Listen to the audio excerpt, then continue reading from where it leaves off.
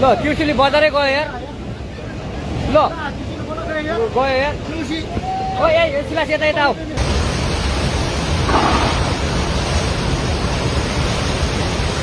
The Bengal TV চ্যানেলের বন্ধুরা, আশা করি সবাই ভালো আছেন। এই মুহূর্তের খবর কিন্তু খুব একটা ভালো নয়।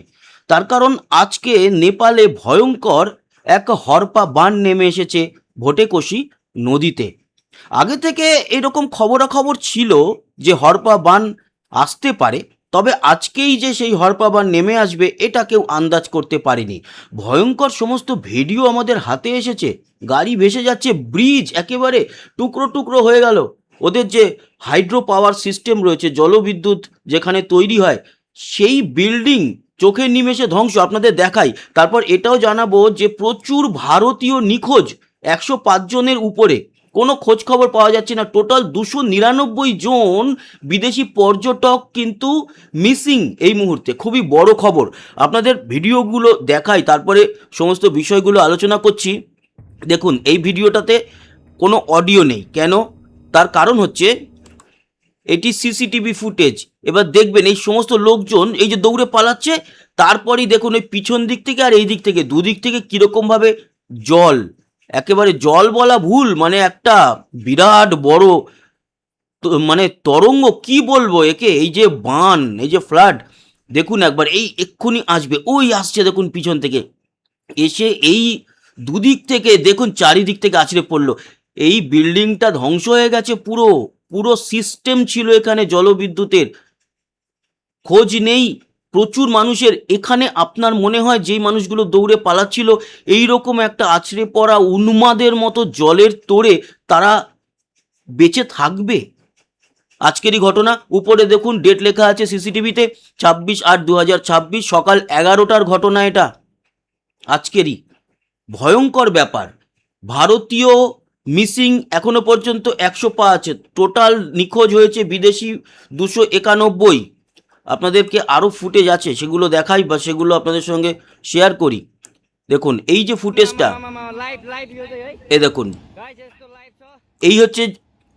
এখানে তো তাও আমি বলবো যে এর তোর অনেকটা কম। যেটা দেখলেন প্রথম ফুটেজে, ওটা তো একেবারে বিল্ডিং শেষ। এবার এই বানটা ওই ভোটেকোশি নদী দিয়ে এগিয়ে আসছে।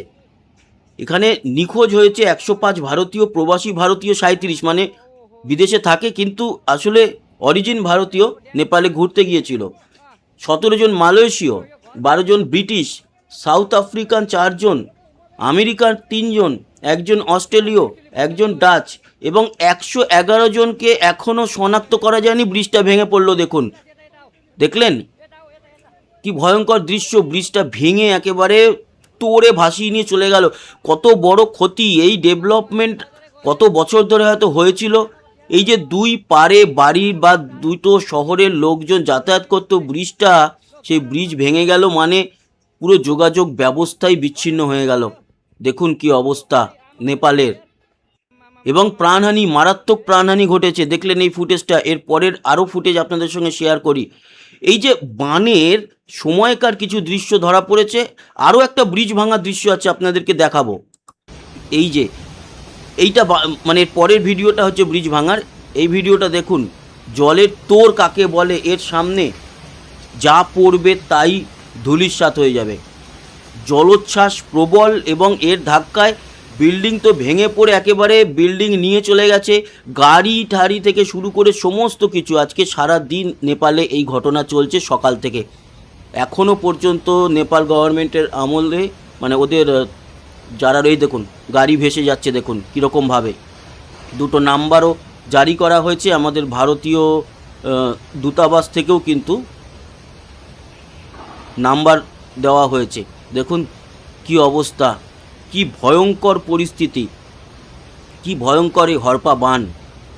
নেপাল এর আগেও একবার দেখেছিল, তবে মনে হচ্ছে এবারেরটা আরও বেশি ভয়ঙ্কর। ভয়ঙ্কর পরিস্থিতি নেপালের। কি অবস্থা। এই বিল্ডিংটার বাঁচবে বলে মনে হয়? এই বিল্ডিংটার কি অবস্থা দেখুন। একটা তো গাড়ি ভাসিয়ে নিয়ে চলে গেল, তারপর আরও কী সব ভাসিয়ে নিয়ে চলে যাচ্ছে। ওই দিক থেকে আবার যে ভিডিওটা তুলছে দৌড়ে যাচ্ছে, দৌড়ে গিয়ে মনে হয় ছাদের উপর যাচ্ছে, কিন্তু এই রিস্ক নিয়ে ছাদের উপর যাওয়াই, বিল্ডিংটার অবস্থাও তো খারাপ। যাই হোক, ওই পর্যন্তই ছিল ফুটেজটা, তারপরে কি হয়েছে জানি না।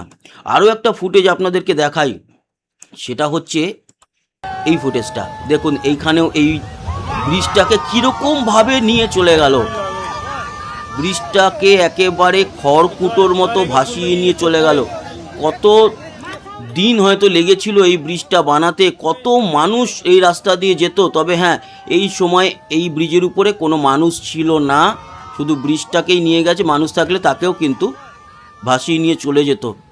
কত বছর লেগেছিল ভাবুন এই ব্রিজ বানাতে, একেবারে খড়কুটোর মতো ভাসিয়ে নিয়ে চলে গেল চোখের সামনে। কত বড় একটা ক্ষতি।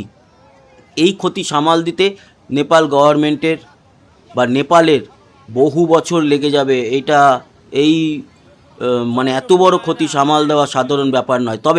তবে আমাদের ভারতবর্ষের প্রধানমন্ত্রী নরেন্দ্র মোদী তিনি ফোন করেছিলেন নেপালের প্রধানমন্ত্রীকে এবং জানিয়েছেন যে খুব তাড়াতাড়ি, মানে যত তাড়াতাড়ি সম্ভব ভারত থেকে কিন্তু ত্রাণ সামগ্রী পাঠানো হচ্ছে। এটা ভারত বরাবরই করে, অনেকে মনে রাখে, অনেকে মনে রাখে না। যেমন আমরা তুর্কিতেও পাঠিয়েছিলাম, তুর্কি তো পরবর্তী সময় পিঠে ছুরি মেরেছে।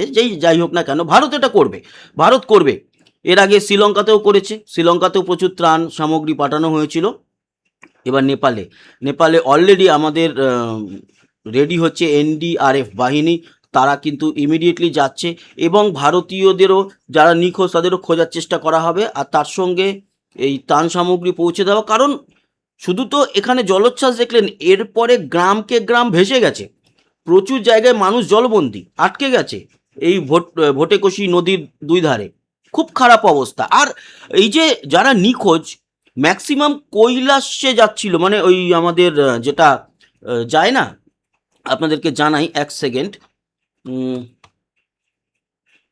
আমাদের যে পর্যটকরা ওখানে তো শুধু দেখতেই যায় না, যায় হচ্ছে গিয়ে ওখানকার মানে পর্বত থেকে যায় যেন ভারতীয় পর্যটক, কৈলাস মানস সরোবর, এই যে দর্শন করতে যায়, সেইখানে যাচ্ছিলেন কৈলাস মানস সরোবর দর্শন করতে।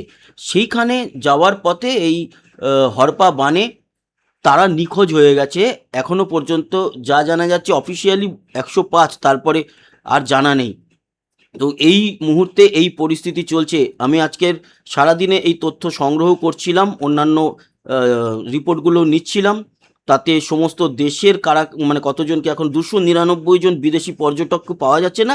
এবার আসুন, 299 তো শুধুমাত্র বিদেশি পর্যটক, তার মানে নেপালের কত বাসিন্দা মৃত, কত এই যে হাইড্রো পাওয়ার সিস্টেম সেখানে বিদেশি কত মানুষজন কাজ করতেন, তারাও মিসিং, তারা মৃত ধরে নিন। ভাসিয়ে তাদের বডি কোথায় নিয়ে গেছে? কারণ ওই যে শুরুতেই যেই ফুটেজটা আপনাদেরকে দেখালাম, এখানে বলুন না যে কোন মানুষটা আর বাঁচতে পারবে। দেখতেই পাচ্ছেন যে ওরা আভাস পেয়ে গেছিল যে খুব একটা বড় কিছু মানে ঘটতে চলেছে। ওই পিছন দিক থেকে জলটা পাহাড়ের দুই ধার ঘেঁষে আসছিল। এইখানে দেখুন ওরা উপলব্ধি করতে পেরেছিল। পাখিগুলো পর্যন্ত আপনারা দেখুন কীরকমভাবে উড়ে যাচ্ছে। এই যে এই দৌড়ের পরে এরা কত দূরে দৌড়ে পালাবে, যেরকমভাবে জলটা আছড়ে পড়লো তার এগেনস্ট এটুকু। এই যে দেখুন উপর থেকে এসে সাইড দিয়ে যেভাবে আছড়ে পড়লো, তো এইটা ভয়ঙ্কর একটা ব্যাপার, ভয়ঙ্কর। এখানে আর কতজন বেঁচে